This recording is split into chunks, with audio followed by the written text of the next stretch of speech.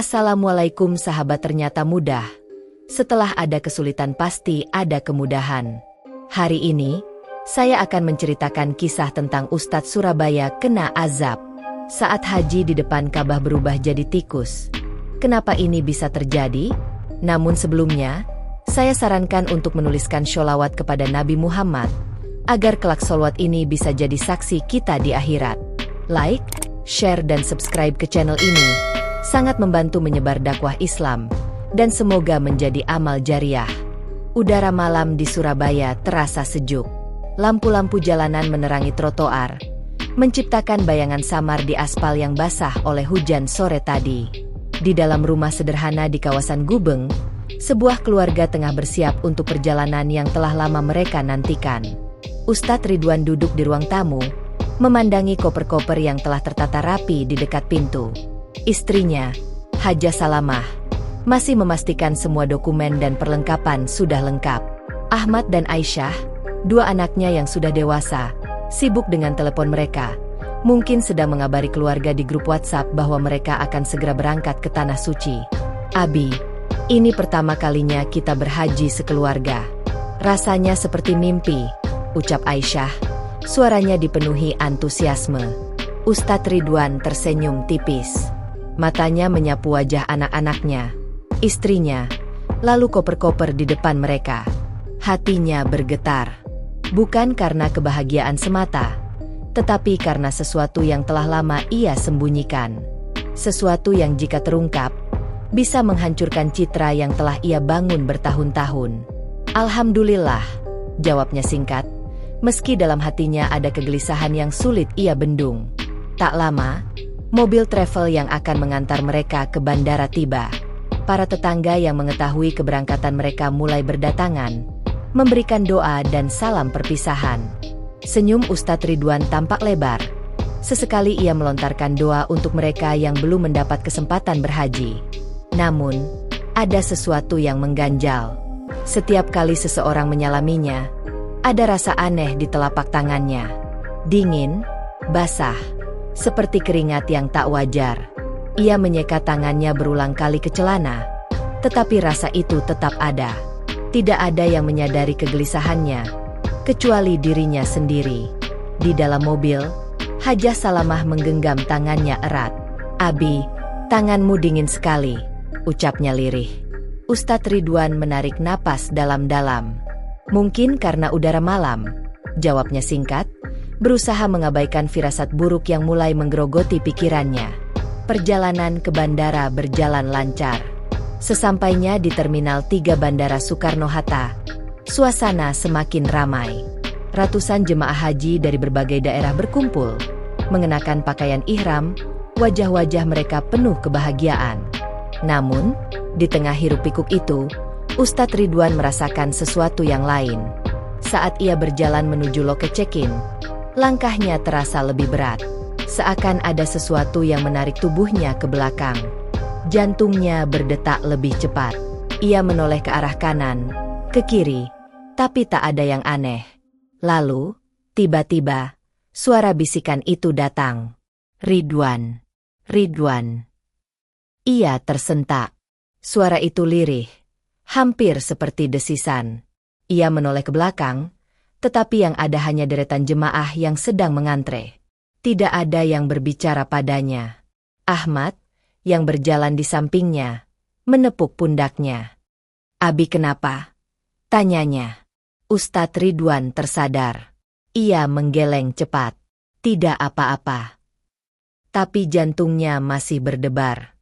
Ada sesuatu yang salah, tapi ia tidak tahu apa. Pesawat yang akan membawa mereka ke Jeddah telah siap. Setelah menyelesaikan proses imigrasi, mereka menaiki pesawat dengan hati yang dipenuhi doa. Selama penerbangan, Ustadz Ridwan berusaha menenangkan diri. Ia membaca Al-Quran, tapi entah kenapa ayat-ayat yang biasa terasa menyejukkan kini terasa seperti peringatan. Setiap kali ia melantunkan ayat tentang kejujuran dan keadilan, hatinya semakin terhimpit. Allah, apakah ini pertanda? Batinnya. Ia mengalihkan pandangan ke jendela pesawat. Di luar, awan putih menghampar luas. Tapi di pantulan jendela, ia melihat sesuatu yang membuatnya hampir melompat dari kursinya. Sosok tikus hitam kecil menatapnya dari balik pantulan kaca. Ustadz Ridwan menoleh cepat, berharap menemukan sesuatu di kursi sebelahnya. Namun, yang ada hanya Hajah Salamah yang sedang terlelap. Tidak ada tikus. Tidak ada apa-apa.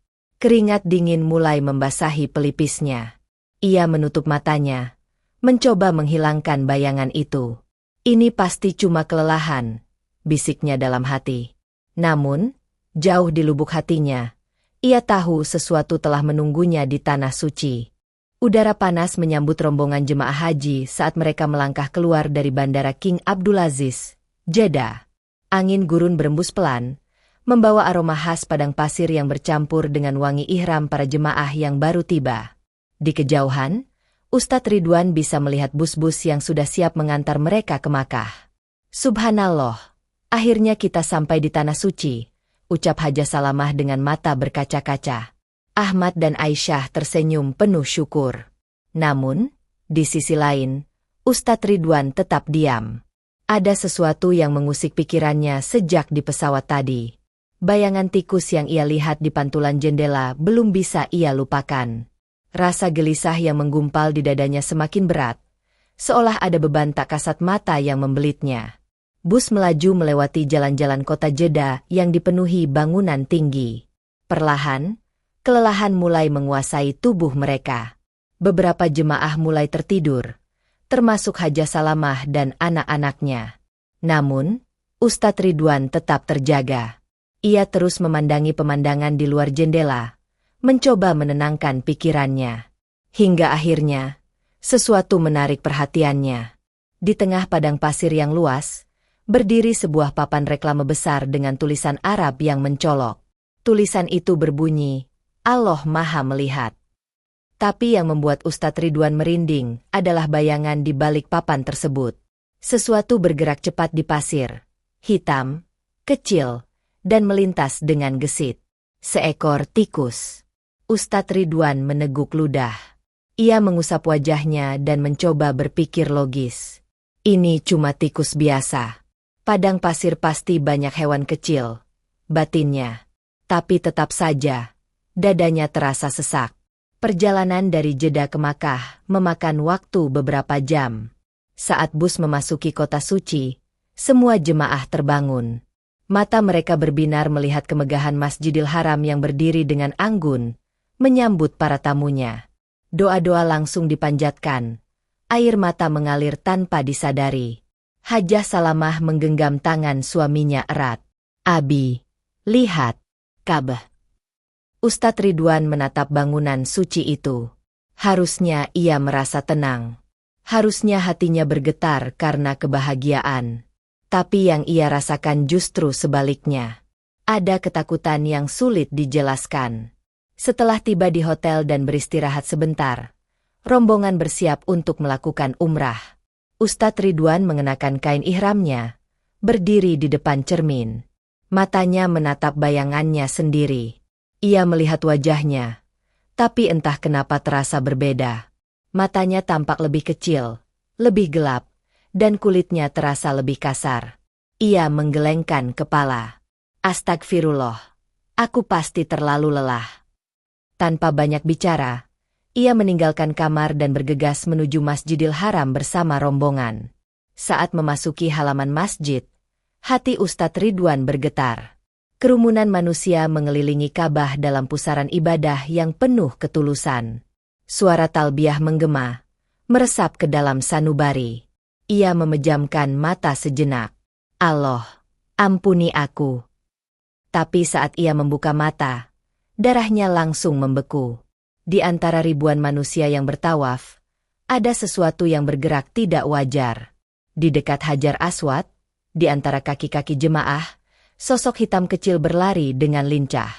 Seekor tikus. Ustadz Ridwan mundur selangkah. Dadanya berdebar kencang. Ia melihat ke arah lain, berharap bahwa ia hanya salah lihat. Tapi tidak. Tikus-tikus itu ada. Berkeliaran di antara para jemaah. Tak ada yang melihatnya. Tak ada yang menyadarinya. Hanya dia. Ia mencubit lengannya sendiri, memastikan bahwa ini bukan mimpi. Tapi saat ia menatap ke bawah, ke kakinya sendiri, sesuatu yang mengerikan terjadi. Kakinya mulai mati rasa. Jantungnya hampir copot. Ia mencoba menggerakkan jemarinya, tapi terasa kaku. Seperti ada sesuatu yang membungkusnya dari dalam. Ustadz Ridwan meraih lengan Hajah Salamah yang ada di sampingnya. "Ibu, aku merasa aneh." Suaranya bergetar. Namun sebelum istrinya sempat merespons, tubuhnya mulai bergetar hebat. Ia merasakan sensasi aneh merambat dari kepala, seperti ada sesuatu yang bergerak di balik kulitnya. "Allahu Akbar!" Suara seorang jemaah perempuan mendadak melengking. Keributan terjadi. Orang-orang mulai melirik ke arahnya. Sebagian mundur dengan ekspresi ngeri. Wajah-wajah mereka berubah ketakutan, sementara jemaah yang berada di dekatnya perlahan menjauh. Ustadz Ridwan ingin bertanya, ingin memahami apa yang terjadi, tapi ia merasakan sesuatu yang membuatnya membeku. Telinganya mulai mengecil. Matanya perlahan mengecil dan berubah gelap. Bulu-bulu halus muncul di sekitar wajahnya. Lalu, semuanya menjadi kacau. Teriakan-teriakan memenuhi udara. Beberapa jemaah lari terbirit-birit, sementara yang lain terpaku di tempat, tak percaya dengan apa yang mereka lihat. Di hadapan Ka'bah, di tempat paling suci bagi umat Islam, seorang ustadz yang dihormati dari Surabaya, mulai berubah menjadi sesuatu yang tak pernah terbayangkan. Seekor tikus. Suasana Masjidil Haram yang semula dipenuhi lantunan doa mendadak berubah menjadi lautan kepanikan. Para jemaah berdesakan, sebagian berlari menjauh, sementara yang lain hanya bisa terpaku dengan wajah pucat pasi. Teriakan histeris terdengar dari berbagai penjuru. "Allahu Akbar! Apa yang terjadi dengan laki-laki itu? Allahu Yahfazna! Ini keajaiban atau azab?" Beberapa orang yang lebih berani langsung mengangkat ponsel mereka, merekam kejadian yang tak masuk akal itu. Dalam hitungan detik, video Ustadz Ridwan, seorang laki-laki dalam balutan ihram yang tengah bertransformasi menjadi sesuatu yang mengerikan, langsung tersebar di berbagai grup WhatsApp dan media sosial. Hajah Salamah berteriak panik. Abi, Allah, apa yang terjadi padamu?" Ia mencoba meraih tangan suaminya, namun yang dirasakannya bukan lagi kulit manusia. Jari-jarinya yang hangat menyentuh sesuatu yang kasar, ditumbuhi bulu-bulu halus. Tangannya bergetar saat menyadari apa yang terjadi. Ahmad dan Aisyah yang baru menyelesaikan putaran tawaf mereka langsung berlari ke arah suara kegaduhan. Wajah mereka langsung memucat saat melihat ayah mereka terduduk di lantai marmer putih yang dingin. Tubuhnya masih dalam balutan ihram, tetapi kepalanya bukan lagi kepala manusia. "Allahu Akbar!" bisik Ahmad dengan suara nyaris tak terdengar. Tubuh Ustadz Ridwan mulai bergetar hebat. Napasnya tersengal-sengal. Ia ingin berbicara, ingin menjelaskan sesuatu, tapi yang keluar dari mulutnya bukan lagi suara manusia. Hanya cicitan. Cicitan lirih khas tikus. Mata tikusnya yang kecil dan hitam berkaca-kaca. Ia berusaha mengangkat tangannya, tapi tubuhnya terasa semakin berat. Seakan ada sesuatu yang menekan jiwanya ke dalam kegelapan yang tak berujung. "Allahu, ampuni aku." Ia ingin mengucapkan itu, tapi tak bisa. Yang terdengar hanyalah cicitan pilu yang menggema di antara suara ribuan jemaah yang masih bertawaf. Para petugas keamanan Masjidil Haram bergegas datang, mencoba mengendalikan situasi yang semakin kacau. Min fadlik, permisi, permisi, teriak salah satu dari mereka dalam bahasa Arab, berusaha menerobos kerumunan. Saat mereka mendekati Ustadz Ridwan, langkah mereka sempat terhenti. Bahkan para petugas yang telah terbiasa menghadapi berbagai kejadian luar biasa saat musim haji ini, tampak ragu untuk melangkah lebih dekat. Seorang petugas senior memberanikan diri untuk mendekat. "Apa yang terjadi di sini?" tanyanya dalam bahasa Arab. Salah seorang jemaah Indonesia yang menyaksikan kejadian itu dari awal mencoba menjelaskan dengan suara gemetar. Dia berubah. Ustadz ini berubah menjadi tikus. Petugas itu menatap wajah tikus yang masih melekat pada tubuh manusia yang tengah bergetar. Ia mengerutkan dahi, mencoba memahami apakah ini sihir, penyakit langka, atau sesuatu yang lebih besar dari sekadar fenomena medis. Allahu yahfazna. Gumamnya pelan sebelum akhirnya memberi isyarat agar tim medis segera membawa Ustadz Ridwan keluar dari area Masjidil Haram. Hajah Salamah masih menangis, mencoba mengguncang tubuh suaminya. Abi, bertahanlah, Abi. Tapi Ustadz Ridwan hanya bisa menatapnya dengan mata tikusnya yang kecil dan basah. Sesuatu dalam dirinya terasa kosong, seakan ada beban yang harus ia lepaskan, tetapi ia belum siap. Aisyah memeluk ibunya erat, menahan tangisnya. Umi, apa yang terjadi dengan Abi? Kenapa? Kenapa bisa begini? Tak ada yang bisa menjawab pertanyaannya. Bahkan semua orang yang ada di tempat itu pun tak tahu jawaban pasti dari fenomena aneh yang mereka saksikan. Ambulans akhirnya tiba. Dengan sigap, tim medis mengangkat tubuh Ustadz Ridwan ke atas tandu. Ia tidak melawan. Tubuhnya terlalu lemah. Ia hanya bisa menatap langit Makkah yang biru terang, sementara tubuhnya bergetar hebat. Sebelum ambulans berangkat, salah seorang jemaah sempat berbisik. Innalillahi wa inna ilaihi raji'un. Jika ini benar azab, pasti ada sesuatu yang besar yang telah ia sembunyikan. Dan kata-kata itu terus terngiang di kepala Ahmad dan Aisyah saat mereka melihat ayah mereka dibawa pergi dengan wajah yang bukan lagi wajah manusia. Ustadz Ridwan terbaring lemah di ranjang rumah sakit. Ruangan VIP di Rumah Sakit King Faisal, Makkah, terasa sunyi meskipun di luar masih terdengar suara ambulans dan langkah kaki para dokter yang berlalu lalang. Cahaya lampu putih terang menerangi tubuhnya, tetapi tidak ada yang bisa menghilangkan kegelapan yang kini menyelimuti batinnya. Kepalanya yang kini berbentuk tikus tampak berkeringat, matanya kecil dan berkaca-kaca, sesekali mengeluarkan air mata yang membasahi wajah berbulu keabu-abuan. Di sekelilingnya, para dokter berdiri dengan wajah bingung. Dr. Hasan Al-Karni, kepala tim medis, membaca hasil pemeriksaan berulang kali. Di sebelahnya, Dr. Fatimah Al-Zahra, seorang ahli saraf, menatap layar monitor dengan ekspresi tak percaya. Subhanallah, ini tidak masuk akal, gumam Dr. Hasan sambil menggelengkan kepala. Hasil CT scan dan MRI menunjukkan bahwa seluruh struktur kepala benar-benar telah berubah menjadi anatomi tikus. Lanjut Dr. Fatimah dengan suara bergetar. Tapi anehnya, semua ini terjadi tanpa adanya tanda-tanda operasi atau trauma fisik. Ruangan itu hening. Semua orang yang ada di dalamnya merasa takjub sekaligus ngeri. Di luar ruangan, Hajah Salamah dan kedua anaknya masih duduk termenung. Mata Hajah Salamah sembab, sementara Ahmad menutup wajahnya dengan kedua tangan. Aisyah hanya diam. Ponselnya terus bergetar karena panggilan dari keluarga di Indonesia yang mulai mendengar kabar mengejutkan ini. Umi, kenapa ini terjadi pada Abi? Suara Aisyah terdengar lemah. Tak ada jawaban.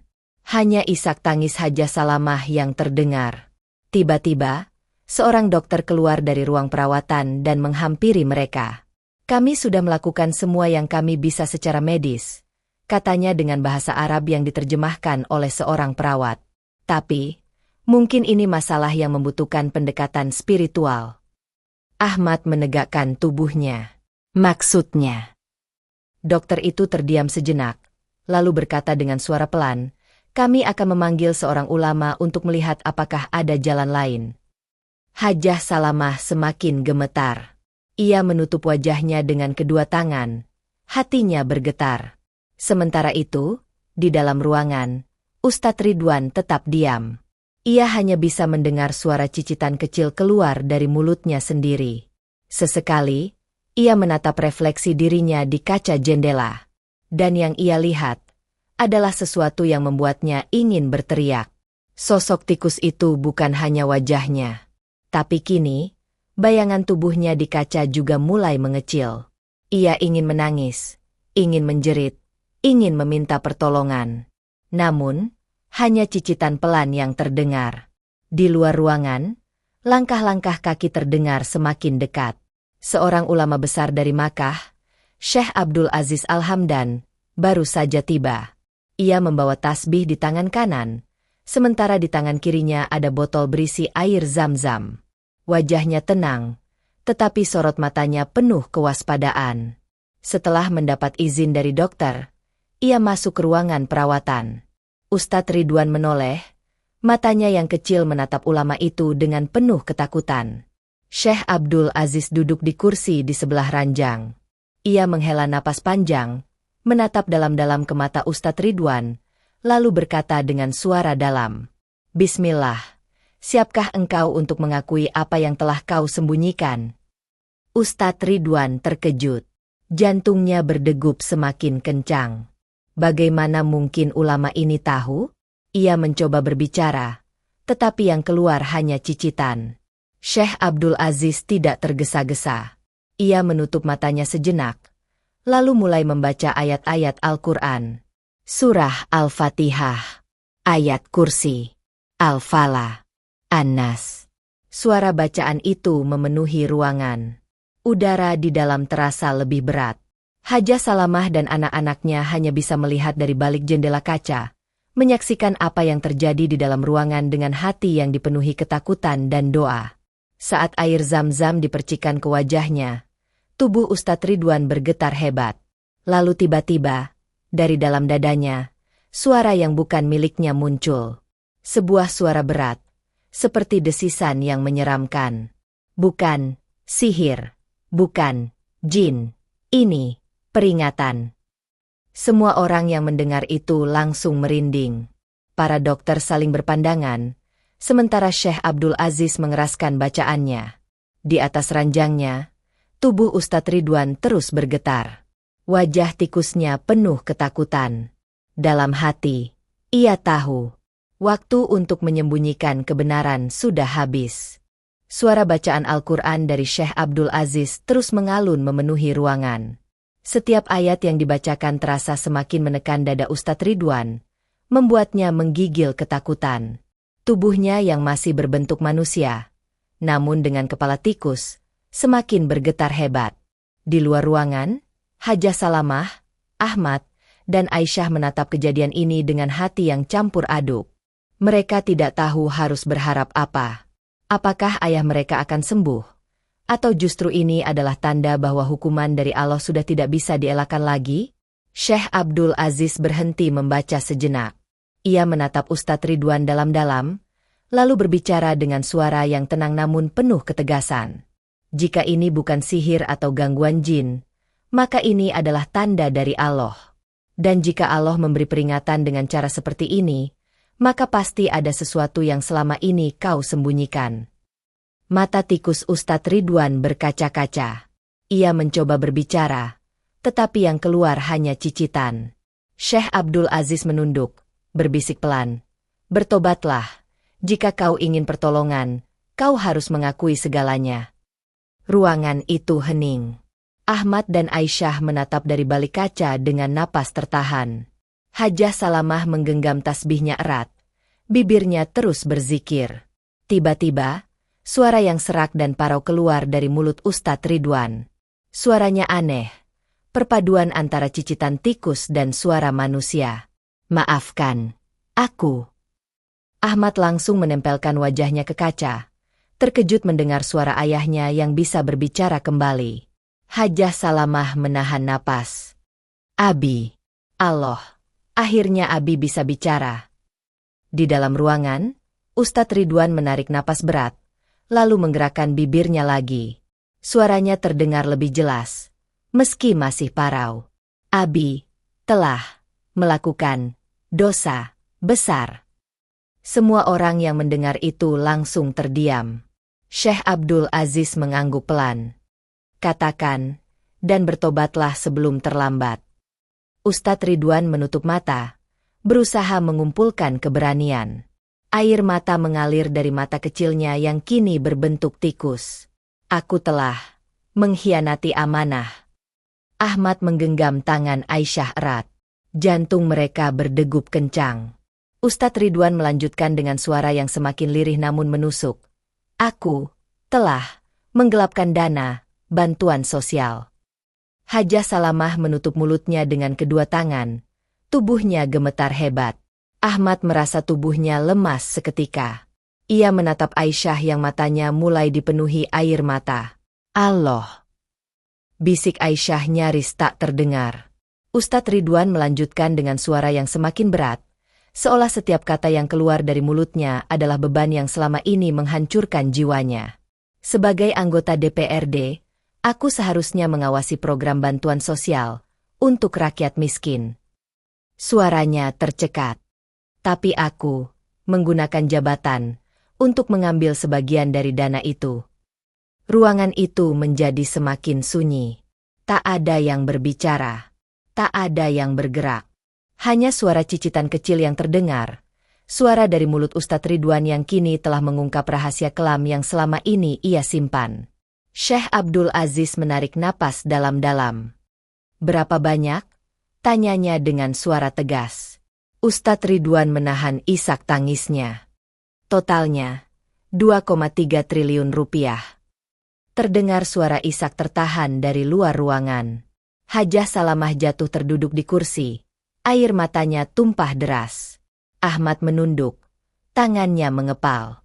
Aisyah menutup wajahnya dengan kedua tangan. Tidak bisa percaya bahwa ayahnya yang selama ini mereka hormati telah melakukan sesuatu yang begitu besar. Ustadz Ridwan semakin menangis.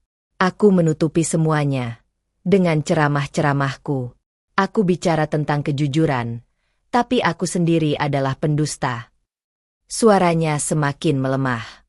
Bahkan, perjalanan haji ini, aku biayai dengan uang haram itu. Ahmad langsung memalingkan wajah. Tubuhnya bergetar. Aisyah menangis terseduh. Hajah Salamah terisak semakin keras. Abi, bagaimana mungkin? Ustadz Ridwan menggigit bibirnya. Tubuhnya masih gemetar. Sekarang aku tahu, ini bukan kebetulan. Ini bukan sihir. Ini bukan gangguan jin. Suaranya semakin melemah. Ini, hukuman dari Allah. Untukku. Syekh Abdul Aziz menutup matanya sejenak. Jika kau benar-benar menyesali semuanya, maka kau tahu apa yang harus kau lakukan. Ustadz Ridwan membuka mata tikusnya yang kini dipenuhi air mata. Ya, aku harus menyerahkan diri. Tiba-tiba, sesuatu yang mengejutkan terjadi. Cahaya putih tipis perlahan menyelimuti kepalanya. Hajah Salamah menahan napas. Ahmad dan Aisyah menatap dengan mata terbelalak. Perlahan, bulu-bulu keabu-abuan di wajahnya mulai menghilang. Moncongnya mulai memendek. Mata tikusnya yang kecil berubah kembali menjadi mata manusia. Dalam hitungan detik, wajah Ustadz Ridwan kembali seperti semula. Hajah Salamah menutup mulutnya dengan tangan, menangis semakin keras. Ahmad dan Aisyah menatap dengan mata penuh air mata. Syekh Abdul Aziz menatapnya dalam-dalam. Ini, bukti bahwa Allah Maha Pengampun bagi hambanya yang benar-benar bertobat. Namun, pertanyaannya sekarang, setelah kebenaran ini terungkap, apa yang akan dilakukan Ustadz Ridwan selanjutnya? 2 minggu setelah peristiwa mencengangkan di Masjidil Haram, Ustadz Ridwan dan keluarganya bersiap untuk kembali ke Indonesia. Kali ini, perjalanan mereka terasa berbeda. Saat mereka tiba di Bandara King Abdulaziz, tidak ada lagi rasa bangga atau kebanggaan seperti saat berangkat.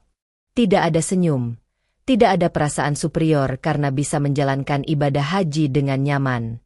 Yang ada hanyalah beban berat yang menggantung di hati mereka. Hajah Salamah duduk diam di ruang tunggu keberangkatan. Wajahnya masih terlihat lelah. Matanya sembab karena menangis setiap malam sejak mendengar pengakuan suaminya. Di sebelahnya, Ahmad sibuk dengan teleponnya, berbicara dengan seorang kenalan di Jakarta. Iya, kami akan tiba sore ini. Ya. Mohon bantuannya. Sementara itu, Aisyah hanya menatap kosong ke arah jendela, melihat pesawat-pesawat yang lepas landas. Di antara mereka bertiga, hanya satu orang yang terlihat paling berbeda. Ustadz Ridwan. Ia tidak lagi mengenakan sorban atau jubah panjang yang biasanya ia pakai dengan penuh wibawa. Kini, ia hanya mengenakan kemeja putih polos dan celana kain hitam. Tidak ada cincin besar di jari-jarinya. Tidak ada jam tangan mahal di pergelangan tangannya. Ia duduk dengan kepala tertunduk, sesekali menutup wajah dengan kedua telapak tangan. Setiap kali mengingat apa yang telah ia lakukan, hatinya terasa semakin sesak. Kini, ia bukan lagi ustadz yang dihormati. Ia bukan lagi tokoh masyarakat yang dikagumi. Ia hanya seorang laki-laki yang telah berbuat kesalahan besar. Dan sebentar lagi, ia akan menghadapi konsekuensinya. Bandara Soekarno-Hatta, Jakarta. Pesawat mendarat dengan mulus di landasan pacu Bandara Soekarno-Hatta. Namun, begitu pintu pesawat dibuka dan mereka berjalan menuju terminal kedatangan, Ustadz Ridwan bisa merasakan atmosfer yang jauh berbeda dari saat ia berangkat. Puluhan wartawan telah menunggu di luar. Kamera-kamera siap merekam setiap langkahnya. Sorot mata mereka bukan lagi penuh hormat seperti dulu. Yang ada hanyalah rasa ingin tahu, dan mungkin sedikit penghinaan. Ustadz Ridwan, apakah benar Anda telah menggelapkan dana bantuan sosial? Apakah perjalanan haji Anda dibiayai dari uang korupsi? Apakah Anda benar-benar berubah menjadi tikus di depan Ka'bah? Pertanyaan-pertanyaan itu berhamburan dari berbagai arah. Hajah Salamah menggenggam tangan suaminya erat. Ahmad berjalan di sampingnya, mencoba menenangkan ibunya. Namun, Ustadz Ridwan tidak lari. Ia berhenti di tengah kerumunan wartawan, menarik napas dalam-dalam, lalu mengangkat wajahnya. Dengan suara mantap, ia berkata, "Saya siap mempertanggungjawabkan perbuatan saya." Kilatan kamera langsung memenuhi ruangan. Para wartawan saling berbisik, sebagian masih terkejut mendengar pengakuan itu. Sementara itu, di sudut ruangan, beberapa petugas dari Komisi Pemberantasan Korupsi, KPK, sudah berdiri, menunggu dengan wajah serius. Ahmad menatap ayahnya, mencoba membaca ekspresi wajahnya. Dan untuk pertama kalinya dalam beberapa minggu terakhir, ia melihat sesuatu yang berbeda di mata ayahnya. Bukan ketakutan, bukan kesombongan, melainkan keikhlasan. Ustadz Ridwan menoleh ke arah keluarganya. "Jaga ibu kalian baik-baik," katanya pelan. "Abi harus menyelesaikan ini." Hajah Salamah mulai menangis lagi. Namun kali ini, air matanya bukan hanya karena kesedihan, melainkan juga karena kelegaan. Dengan langkah mantap, Ustadz Ridwan berjalan menuju petugas KPK yang telah menunggunya. Ia menyerahkan tangannya, membiarkan borgol terpasang di pergelangan tangannya tanpa perlawanan. Dan dengan begitu, perjalanan taubatnya pun benar-benar dimulai. Pintu besi besar itu terbuka dengan suara berdecit yang nyaring. Ustadz Ridwan melangkah masuk ke dalam ruangan kecil yang dingin dan suram. Sel tahanan ini akan menjadi tempat tinggalnya untuk waktu yang lama. Setelah proses pemeriksaan selesai, ia duduk di ranjang besi yang keras. Dinding-dinding beton berwarna abu-abu mengelilinginya, seolah mencerminkan kehidupan barunya yang penuh keterbatasan. Ia menarik napas dalam-dalam. Dulu, ia tidur di tempat tidur empuk dengan bantal sutra. Kini, hanya ada kasur tipis yang hampir tak layak disebut tempat tidur. Dulu, ia menikmati makanan lezat di meja makan marmer. Kini, ia harus menerima jatah makanan sederhana di penjara. Dulu, ia dihormati, disanjung, dan diikuti ribuan orang. Kini, ia hanya seorang narapidana yang kehilangan segalanya. Namun anehnya, untuk pertama kalinya dalam hidupnya, ia merasa ringan. Tidak ada lagi kebohongan yang harus ia tutupi. Tidak ada lagi rasa takut akan rahasianya terbongkar. Semua sudah terungkap. Semua sudah ia akui. Dan yang tersisa sekarang hanyalah satu hal. Taubat. Hari-hari di penjara. Waktu berjalan lambat di balik jeruji besi. Ustadz Ridwan menghabiskan sebagian besar waktunya dengan membaca Al-Quran dan sholat malam. Pada awalnya, para narapidana lain memandangnya dengan rasa ingin tahu. Beberapa dari mereka bahkan berbisik-bisik saat melihatnya. Itu bukan Ustadz Ridwan yang dulu sering ceramah di TV. Katanya dia berubah jadi tikus waktu di Mekah. Bener gak sih? Tapi lambat laun, mereka mulai menerima kehadirannya. Setiap malam, setelah sholat Isya, Ustadz Ridwan mulai mengajari para tahanan lain mengaji. Ia tidak lagi berdakwah dengan nada tinggi atau penuh wibawa seperti dulu. Kali ini, ia berbicara dengan lembut, dengan hati yang benar-benar rendah. Sebab kini, ia tahu, dakwah bukan tentang bagaimana membuat orang lain terkesan, tapi bagaimana membawa mereka lebih dekat kepada Allah. Seorang pemuda bertato duduk di sampingnya suatu malam. "Ustadz," katanya dengan suara pelan. "Saya dulu pernah belajar ngaji waktu kecil, tapi sekarang saya lupa semua. Bisa ajarin saya lagi?" Ustadz Ridwan tersenyum kecil. "Tentu," jawabnya. Dan dari sanalah, ia menemukan sesuatu yang baru. Ketenangan yang selama ini tidak pernah ia rasakan. Di luar penjara. Sementara itu, di luar, dunia terus berjalan. Hajah Salamah mulai membuka warung kecil untuk menghidupi keluarga. Ahmad kembali bekerja sebagai dokter, tetapi kini lebih banyak terlibat dalam kegiatan sosial, membantu pasien miskin yang tidak mampu membayar pengobatan. Aisyah kembali ke universitasnya dan mulai aktif dalam program beasiswa untuk mahasiswa yang kurang mampu. Mereka tidak lagi hidup dalam kemewahan seperti dulu. Tapi kali ini, hidup mereka lebih damai. Mereka belajar bahwa kebahagiaan tidak datang dari harta, tetapi dari kejujuran dan keberkahan.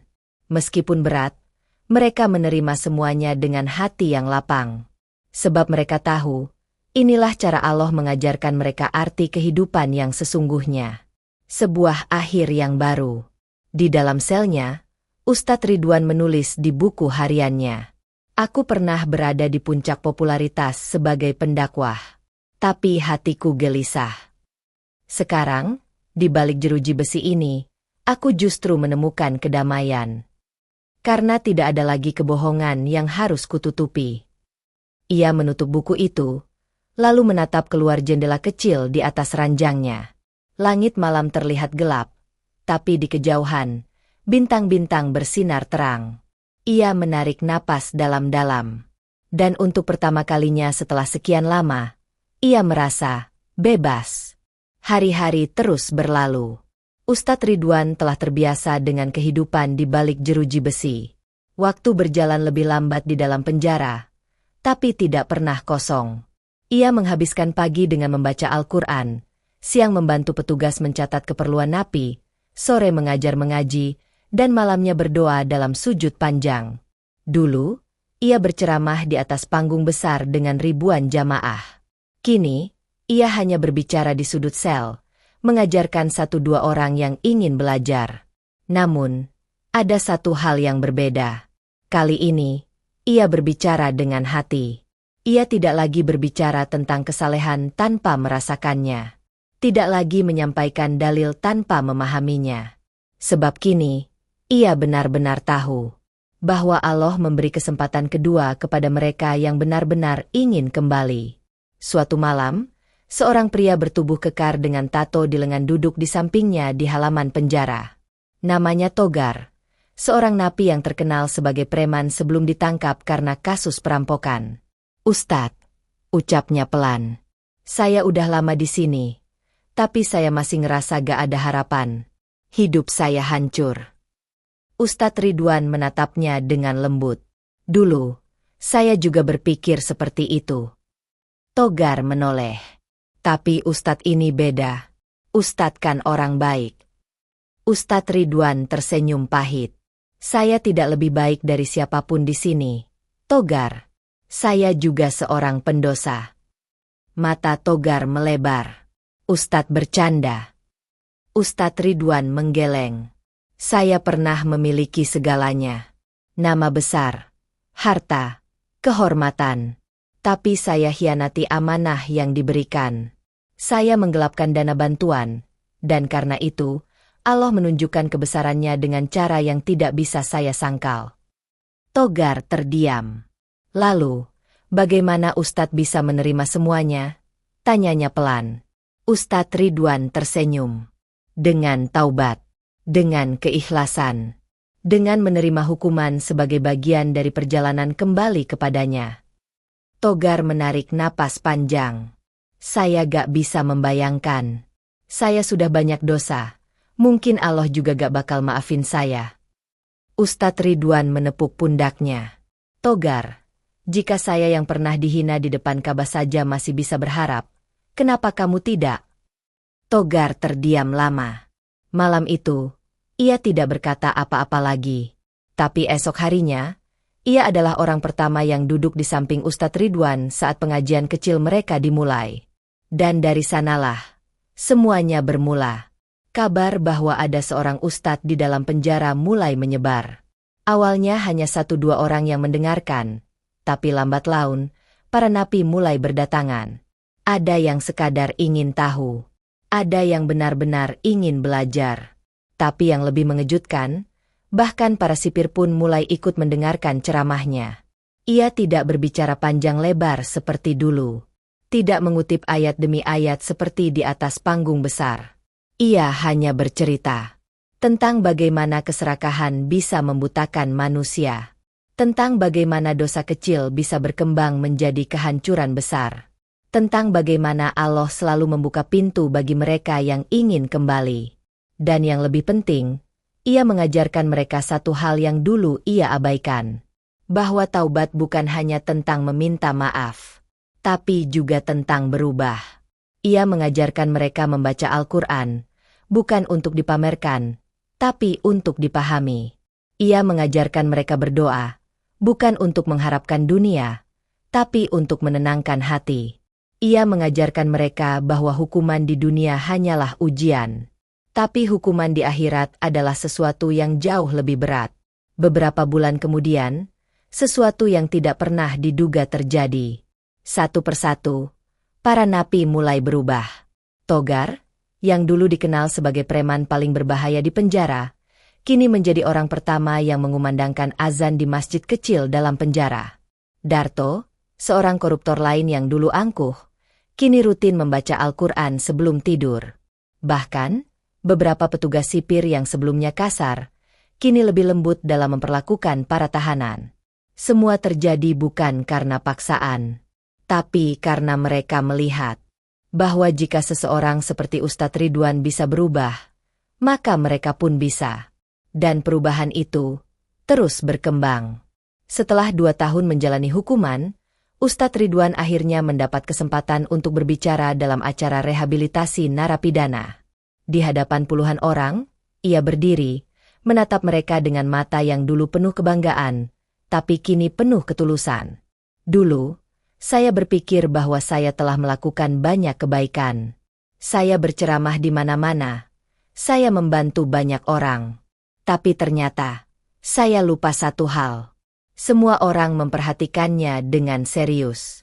Saya lupa untuk jujur kepada diri sendiri. Ia menghela napas, lalu melanjutkan. Kita semua di sini adalah orang-orang yang pernah salah. Ada yang mencuri, ada yang merampok, ada yang korupsi. Tapi bukan berarti kita tidak bisa berubah. Beberapa napi tampak menunduk, sebagian besar terdiam. Saya pernah berada di puncak kejayaan, lalu jatuh dengan cara yang tidak masuk akal. Tapi dari kejatuhan itulah saya belajar satu hal penting. Ia menatap mereka satu persatu, bahwa tidak peduli seberapa besar dosa kita, selama kita masih hidup, Allah masih memberi kita kesempatan untuk bertobat. Hening. Lalu, satu tepukan terdengar. Diikuti tepukan lainnya. Dan akhirnya, seluruh ruangan berdiri, memberikan penghormatan pada seseorang yang dulu jatuh, tapi kini bangkit dengan cara yang berbeda. Sejak hari itu, Ustadz Ridwan bukan lagi sekadar seorang tahanan. Ia adalah seseorang yang membawa perubahan. Bukan dengan ceramah megah di atas panggung, tapi dengan kisah hidupnya sendiri. 3 tahun berlalu sejak Ustadz Ridwan pertama kali menginjakan kakinya di penjara. Waktu yang dulu terasa seperti hukuman, kini berubah menjadi perjalanan penuh makna. Hari ini, ada sesuatu yang berbeda di dalam lapas. Para napi dan sipir berkumpul di halaman. Wajah mereka menampilkan berbagai ekspresi, haru, kebanggaan, dan kehilangan. Di antara mereka, berdiri seorang pria yang kini jauh berbeda dari saat pertama kali masuk ke tempat ini. Ustadz Ridwan. Kemeja putih polos dan celana sederhana menggantikan seragam napi yang biasa ia kenakan. Wajahnya tampak lebih tenang, lebih bersih, lebih damai. Seorang sipir senior, Pak Joko, berdiri di sampingnya. "Ustadz Ridwan, hari ini, Anda resmi bebas," katanya dengan suara bergetar. Sorak-sorai kecil terdengar di antara para napi. Sebagian bertepuk tangan, sebagian hanya menatapnya dengan mata berkaca-kaca. Togar, yang kini telah menjadi seorang santri di dalam penjara, melangkah maju. "Ustadz, sebelum pergi, ada satu hal yang mau saya bilang." Ustadz Ridwan tersenyum. "Apa itu, Togar?" Togar menarik napas dalam. "Dulu, saya pikir orang seperti saya gak akan pernah bisa berubah. Tapi Ustadz datang dan ngajarin saya sesuatu."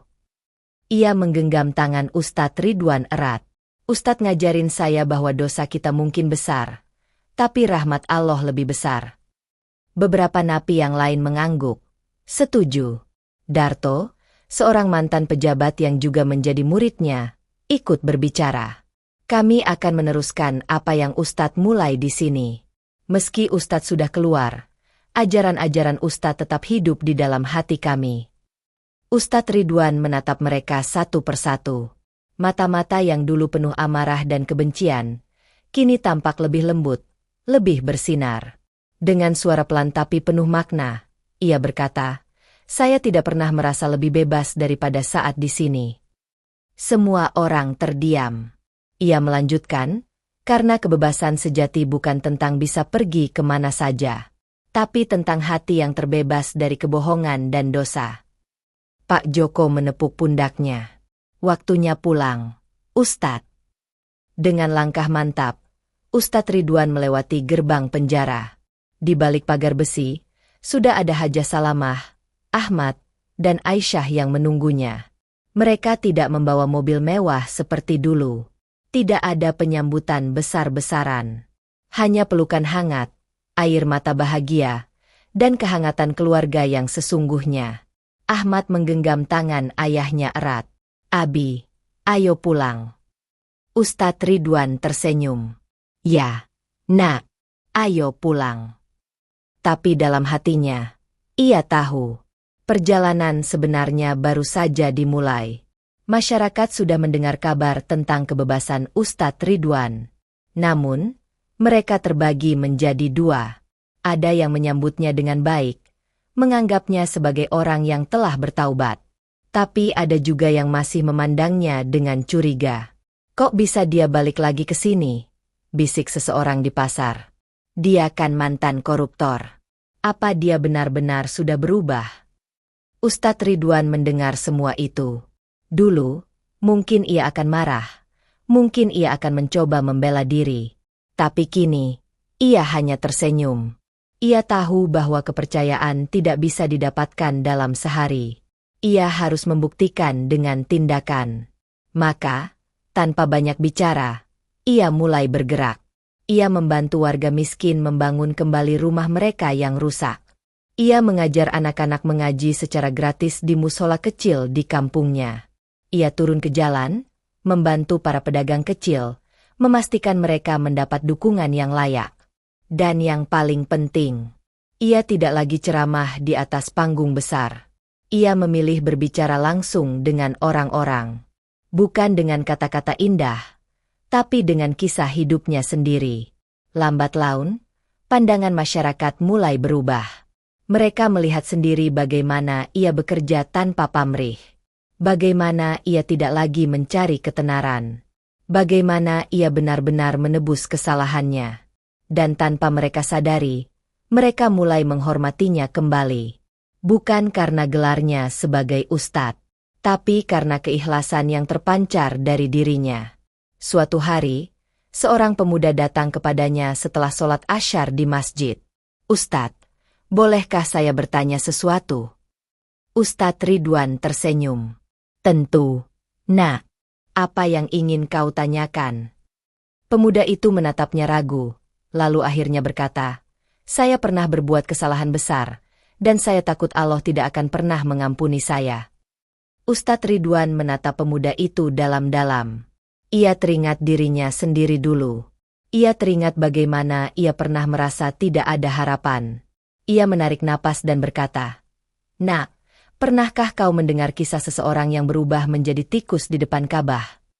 Mata pemuda itu melebar. "Ya, saya mendengar cerita itu." Ustadz Ridwan tersenyum.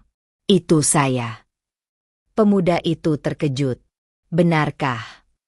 Ia mengangguk. "Aku pernah jatuh ke dalam dosa. Aku pernah merasa bahwa Allah telah menutup pintu bagi diriku.